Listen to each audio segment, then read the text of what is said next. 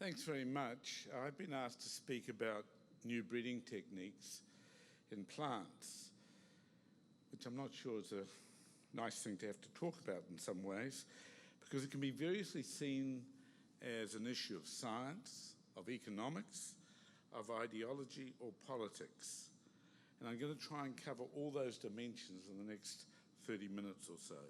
So let me make some initial remarks to set the scene. The beauty of our society is its diversity. We have diverse perspectives, diverse values, and democratic processes are designed to find a way to reconcile that diversity. And that in general takes time, it takes dialogue, it takes respect for views, and it requires access to reliable information. But it's become apparent that it's very difficult to collectively evaluate and reach consensus on fast-moving technologies that interact with very diverse interests and contested stakeholder values. And whatever decisions are made, significant trade-offs are inevitable. But it's this later dimension of trade-offs that's often ignored, and I'll come back to that. Arguments on what matters are too often reduced to a single preferred dimension, whether it be the environment, the economy, social considerations, or some particular interest of the stakeholder. But societies and governments must look much more holistically at these complex issues, such as that about which we're talking today, then be explicit and transparent about the trade-offs they're going to make with respect to any decision. So let's start with the biology. Plant breeding has progressed enormously in the last 10,000 years. Over that time, we've seen progressive changes in the heritable characteristics of plants, which have importantly, from your perspectives and my perspectives, have come to be matched to the prevailing environmental conditions. And now, of course, we can adjust those environmental conditions through fertilizers, irrigation, pesticides, and so forth. And for most of history, farmers and breeders selected plants with desirable traits and bred from them, slowly changing their genetic makeup, although they had no concept of the underlying biology. Today, we can explain that 10,000-year history in terms of the progressive selection of the inherent variation in genotype and term associated with spontaneous mutations, leading to the stable, inherited, and production desirable traits. But in 1869, Charles Darwin changed all of that when he wrote The Origin of the Species, starting by discussing how pigeon breeders could develop new strains, or sports as they were called then, with very distinct and consistent characteristics. And so too with dogs. Pekingese and Irish wolfhounds, despite their physical differences, are the same species, and if they can get over their physical limitations, they could mate with each other. These are dramatic examples of artificial selection. That is the intentional selection of desirable heritable traits and the rejection of undesirable traits. And plant breeding is the same. The watermelon and the peach have been selected over time from very unappealing ancestral species. Maize and corn, as we know it, were derived from teosinte by Mesoamericans over perhaps 7,000 years. And artificial selection remains the basis of all plant breeding and importantly remains central to these new breeding techniques, as I'll explain. Gradually, plant breeders came to supplement this artificial selection by intentional hybridization between the germplasms of different plants to create hybrids such as the nectarine. Some hybrids are sterile, but grafting and other simple methods of cloning allowed even sterile hybrids to be sustained for productivity value. And many commercial crops, as you know, are in fact clones, such as the Cavendish banana. Then Thomas Morgan, working on fruit flies in the early 20th century, received the Nobel Prize for showing that mutations could be induced by radiation and chemicals. The plant industry was soon transformed. Chemical and radiological treatment of germplasm of plants induced multiple random mutations and the few advantageous ones were then used in the development of plants with desirable traits. So artificial selection was again being used to screen for those desirable mutations out of that big bucket of random mutations induced by the radiation or the culture scene, although this was again relatively in the absence of a full understanding of the underlying genetic mechanisms. Then in 1970s, molecular biologists learned how to insert whole genes from one organism into another. This process, known as genetic modification or transgenesis, was first done in bacteria and yeast, and then later in animals and plants. The goal was to allow an organism to make a protein it could not previously make. A whole gene, that is a large segment of DNA coding for a protein, was cut out of the DNA of one species and inserted initially randomly and later more selectively into the genome of another species at the one-cell stage. Many of the side effects of early transgenesis arose because of the random site of insertion, which could, because it could go anywhere into the DNA, disrupt another gene. Soon, GM crops and plants appeared.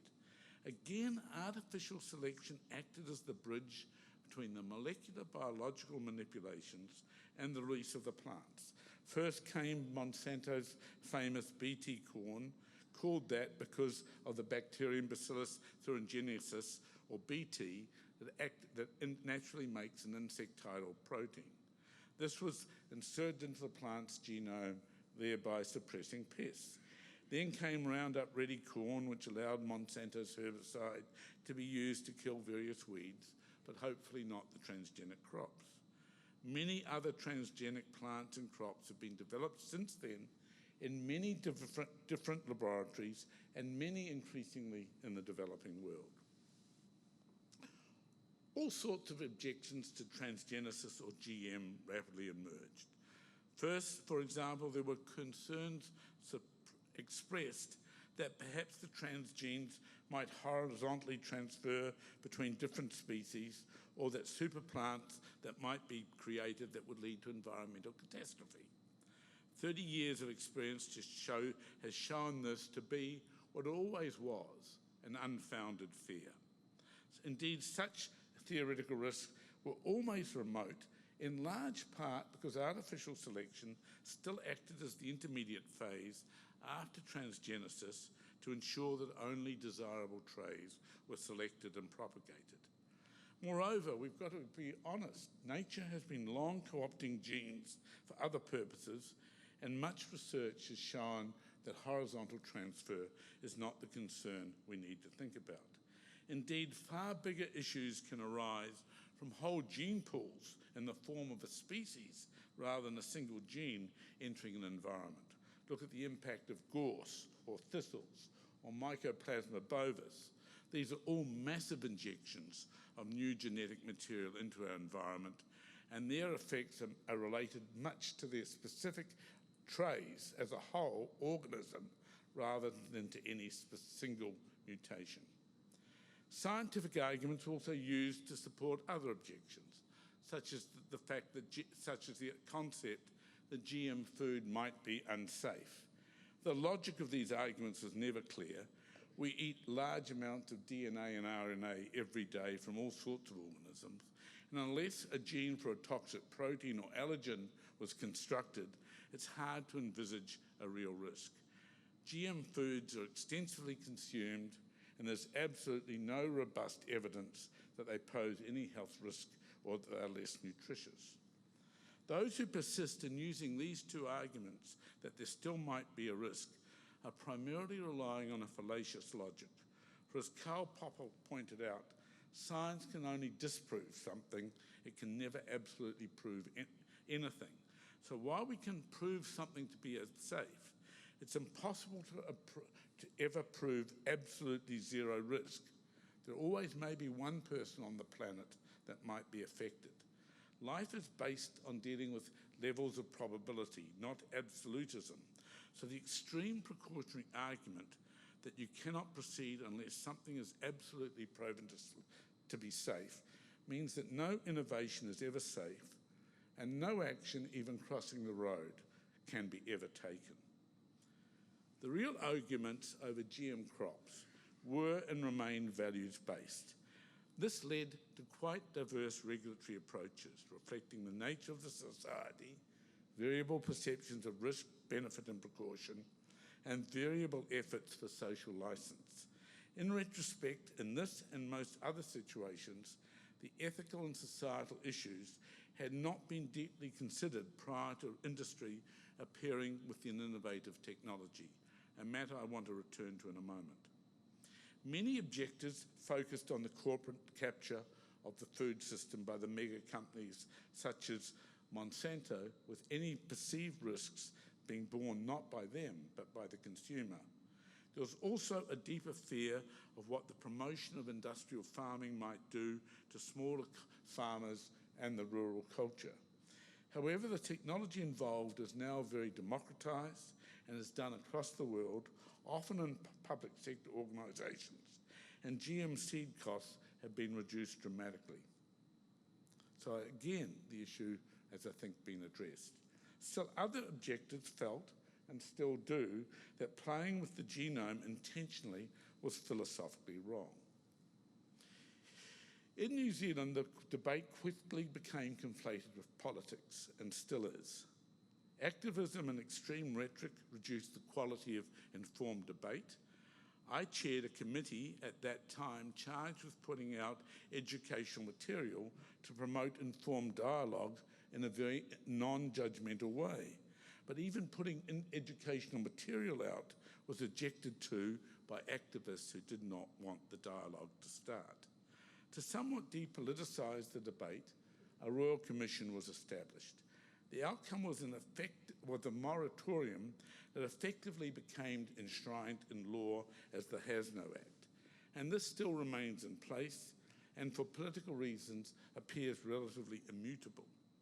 This outcome is very unusual in that we're regulating a whole technology rather than the use of that technology.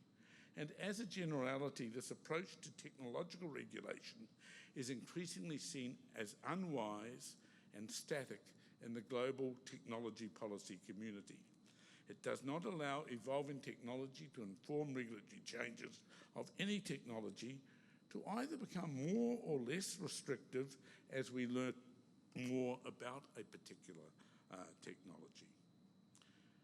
The development of much more precise ways to induce specific mutations in the genome is at the heart of what are now called new breeding techniques. Initial efforts such as the zinc finger methods were somewhat hybrid, with GM technology inserting some exogenous DNA but not a gene along with the edit. But with the arrival of the so-called CRISPR techniques, there's nothing left in common with GM technology except the word gene. With the gene editing, but the term gene editing unfortunately leads many to conflate this methodology with genetic modification. With gene editing, new genetic material is not inserted into the recipient germplasm. Rather, with reliably high, but not absolute reliability, scientists can now replace one letter in the DNA alphabet at one specific site of the target species' whole genome. The usual goal is to change the regulation when and how it is turned on, rather than changing the gene itself. But the products of gene editing still need to be checked through the processes of artificial selection in the appropriate environmental context to be sure that the desired trait is achieved. Additionally, such screening by selection ensures that no undesirable side effects are picked. These might occur either because of inadequate knowledge of the gene's effects, which is very unlikely because of the advances in molecular biology, or because of less than accuracy in the editing. Very diverse regulatory approaches have been taken to gene editing, depending on whether gene editing has been caught by accident and process-based rather than trait-based regulation, and on the legal interpretation of the words gene modification. In some countries, the law does not encompass any regulation around genetic modification, does not necessarily include gene editing. In some countries, therefore, the approach has been very relaxed, with the view that these mutations might theoretically occur naturally rather than by human interference, and therefore do not need to be regulated by any differently to any other new plant variety. South Africa, Argentina, Canada, America are effectively in that position. Other countries such as New Zealand and those of the EU have used legal definitions created some 20 years ago during the early stages of the GM journey, when gene editing technologies did not exist and they hadn't even been conceived. Had they been so, I suspect a much more nuanced regulatory approach might have emerged. So countries like New Zealand and the EU are stuck with laws written for other purposes, and changing them is the complexity. Generally, with fast-moving technologies, adaptive approaches to regulation seem logical. As GE is the biggest change along with synthetic biology and our ability to manipulate the gene-environment interaction, GE can vastly enhance production and value via increased productivity traits, reduced fertilizer need, increased bioactive or nutrient content, and improved biosecurity and pest management. When linked to the need to reduce greenhouse gas emissions in agriculture, global food security issues, climate change, declining global fertilizer stocks, and so on, the technologies have immense and widespread potential. And as the food industry gradually moves, at least the high-end food industry, gradually moves from commodity and consumer-based marketing to understanding the potential of food as a health and well-being market, the opportunity to change concentrations of bioactives or nutrients may radically change market opportunity. Some plant-based alternate meats and milks already use GM products. GM grasses with much higher energy content have been developed. GM crops with specific micronutrient changes, such as increased vitamin content, have also been developed. However, the possible consumer reactions and potential non-tariff trade barrier issues need the most analysis. Hypocrisy abounds. Europe is an enormous importer of GM crops for stock feed, while several countries have GE field trials underway. And China has a very big GE crop experiments underway.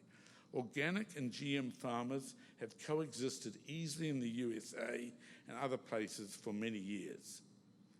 The potential for GM and GE crops to address climate change, food security, and other issues has not, unfortunately, been discussed in an informed and balanced way to consumers around the world, and particularly in New Zealand. For example, in my last report as Chief Science Advisor to Prime Minister Ardern in July 2018, I pointed out that GM grasses already developed by New Zealand scientists, but not able to be field trialled here, may be a very effective way of sustaining productivity while lowering dairy cow numbers and the environmental burden of methane emissions, and avoid the need for chemical inhibitors yet to be developed or licensed with their own issues that are very much likely to affect consumer attitudes.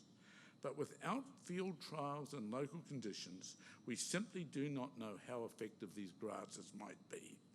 And even if the effects are less than what are claimed by those who have developed them, it's probable that with the scientific advances, we could achieve much more. But we just cannot do anything to find out.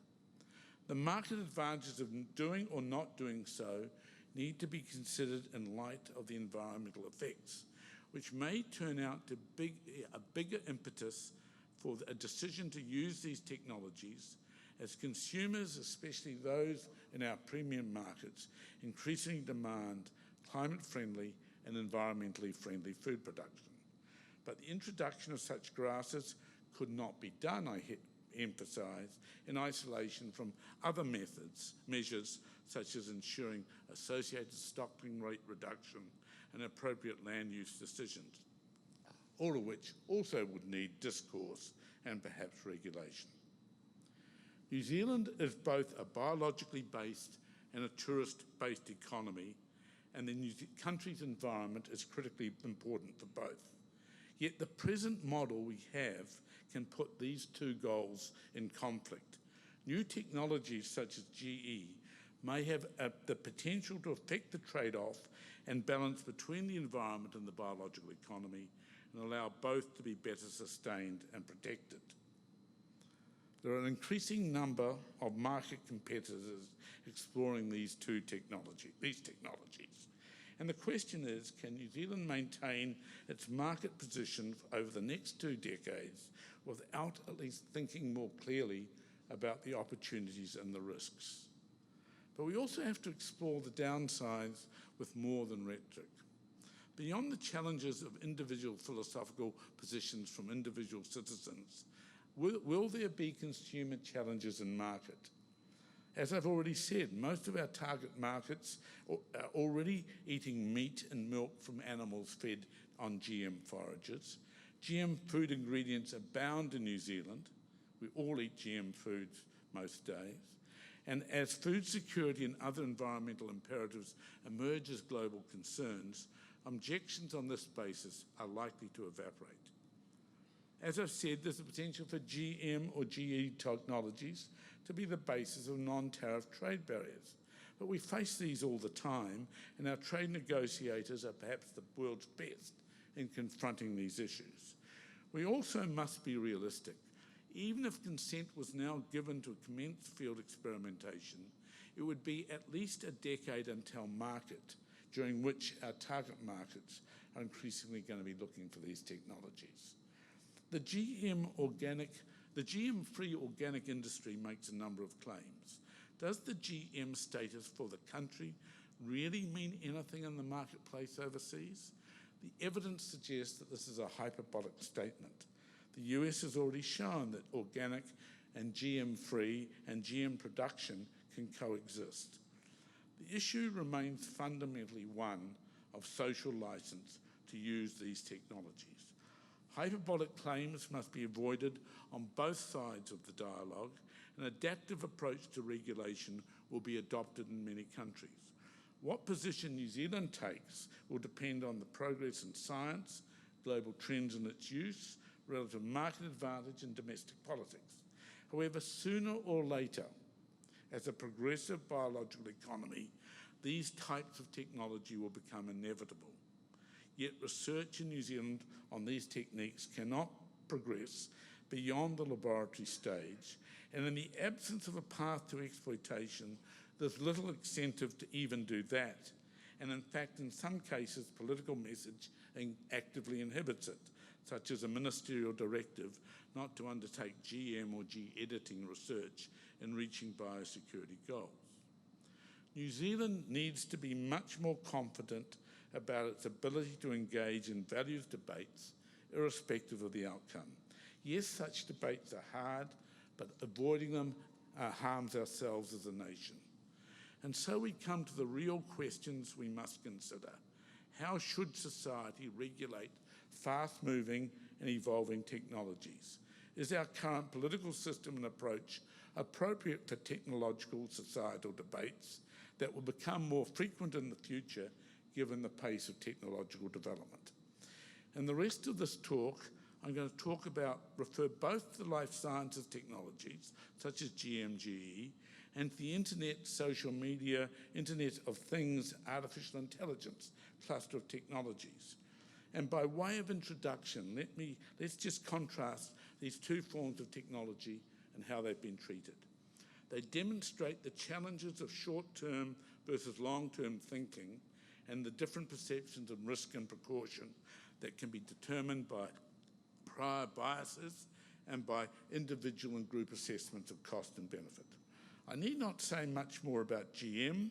The initial reaction in most countries, such as New Zealand, was extreme precaution because farmers and industry were perceived as the primary beneficiaries, while the costs and risks as they were thought to exist at that time were seen to apply to the ordinary citizen. In marked contrast, the internet and social media technologies were left entirely in the hands of the market. Consumers saw immediate advantage in terms of convenience and access to knowledge, whether it was reliable or not. They discounted the loss of privacy, the culture change that occurred, the role of the digital giants in destroying many small retail players, the aggregation of power in the platform companies, and the fact that they make money out of your data and loss of privacy. Governments made little or no effort to regulate or consider the issues of standards, governance, or ethics.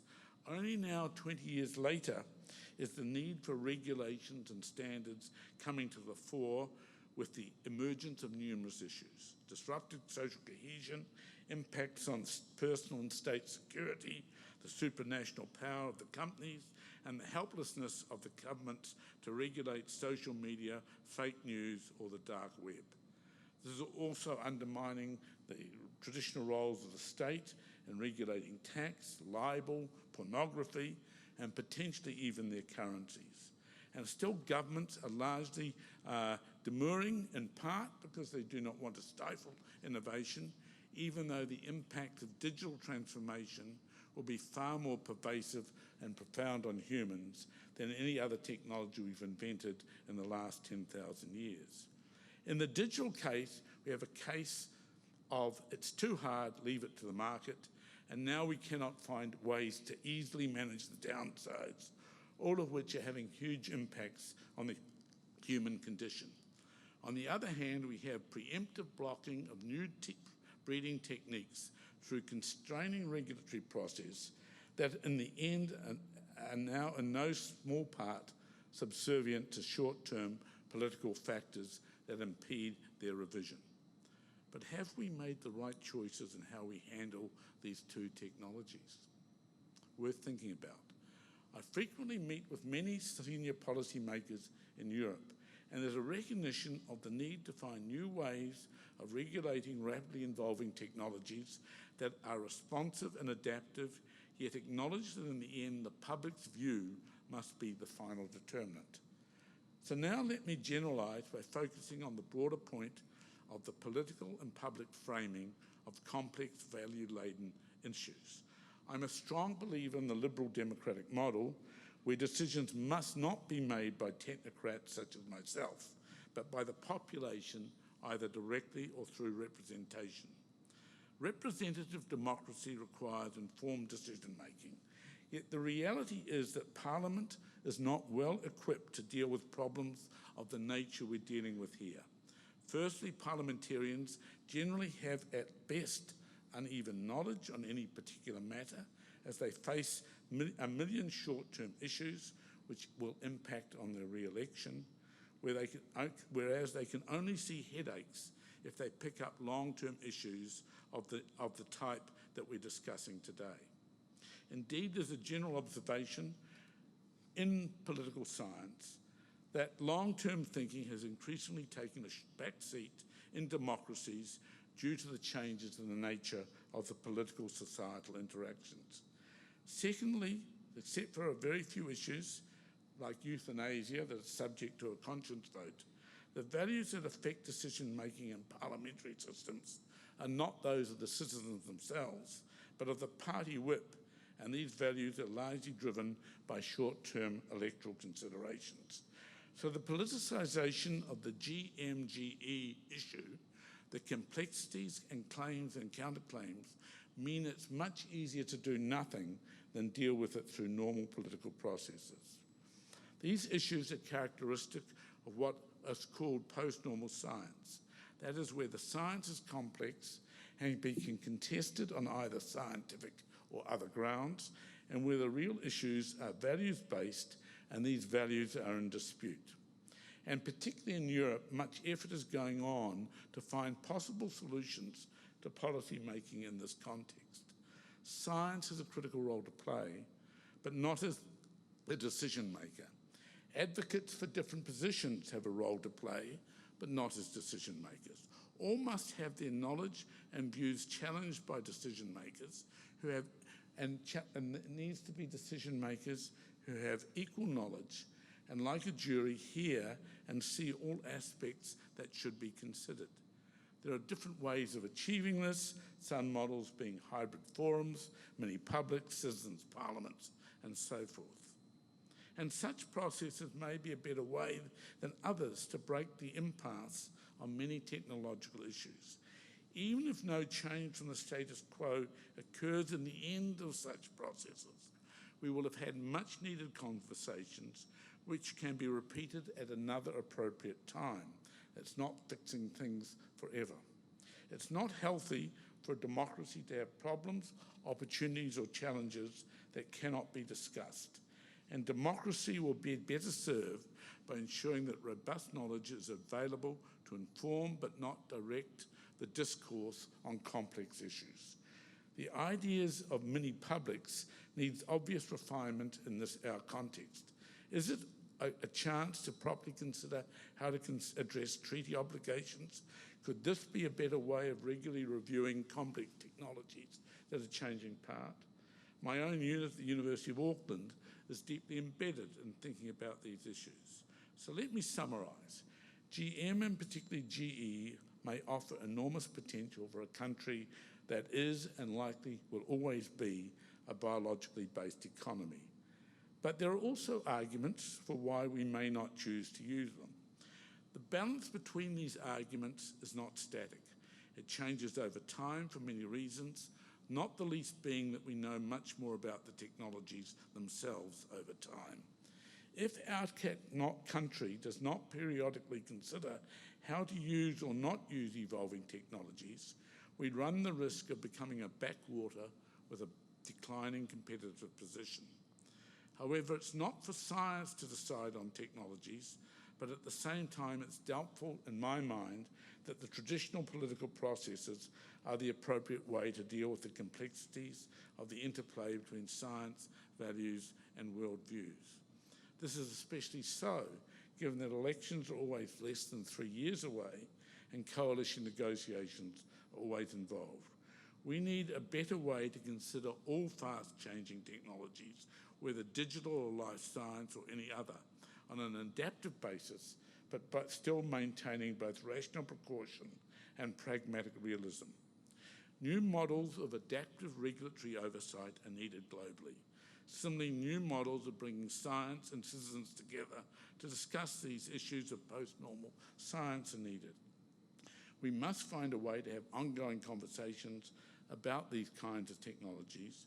Burying our hands in the sands of short-termism will have serious long-term costs. Thank you very much.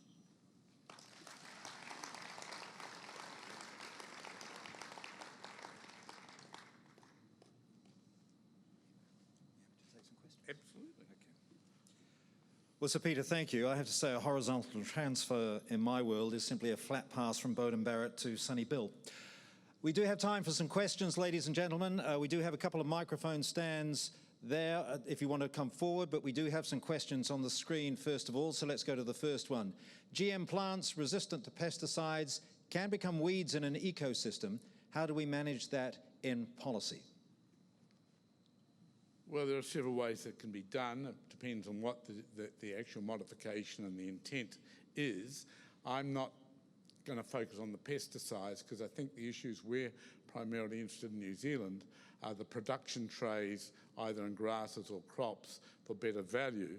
The issues around pesticides then have to be dealt with thinking about the environmental considerations of pesticides. And again, I highlight the point that the original BT corn was one where the plant itself made the insecticide. There are many ways in which we can use endophytes to produce insecticides in the soil itself. There are many other ways to go. So I think that we need to move past this old debate about GM plants resistant to pesticides becoming weeds in the ecosystem. Yes, that could happen. We bring in plants now that become weeds in our ecosystem. They don't have to be GM. Any invasive plant can become a weed. Look at the wilding pine. So I think we don't do ourselves good by thinking about what happened in the early stages. We do ourselves better to think about what manipulations would meet our needs in New Zealand. And I don't think it's primarily around making a GM plant that is resistant to a pesticide.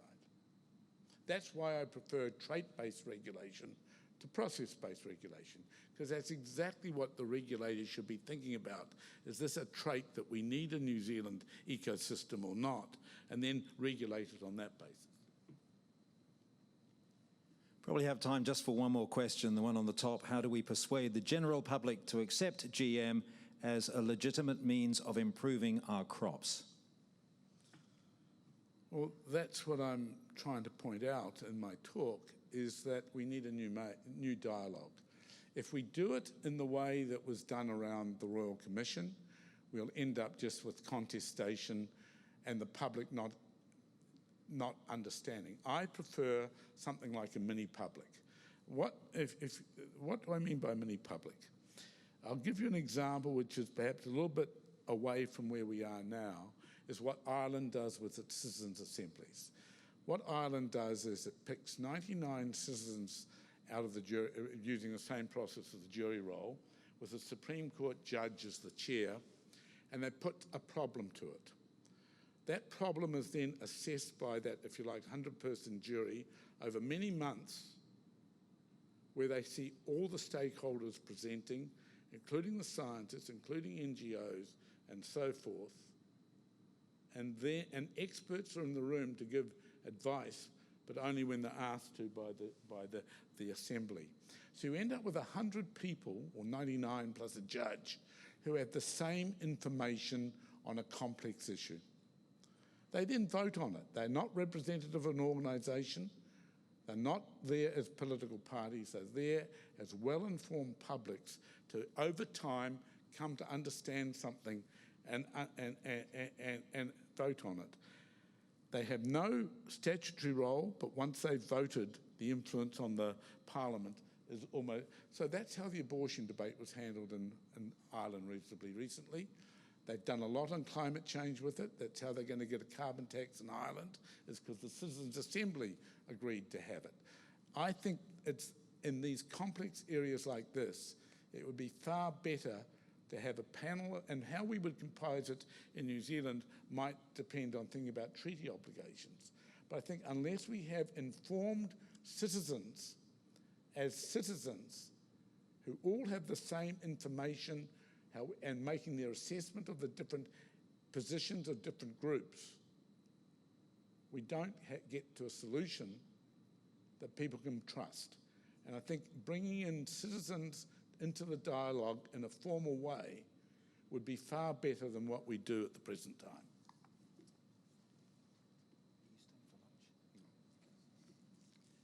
Well, thank you, Sir Peter. I did note that the next question was, do you believe in man-made climate change? But we do have to get out of here by tomorrow night. The short answer is absolutely.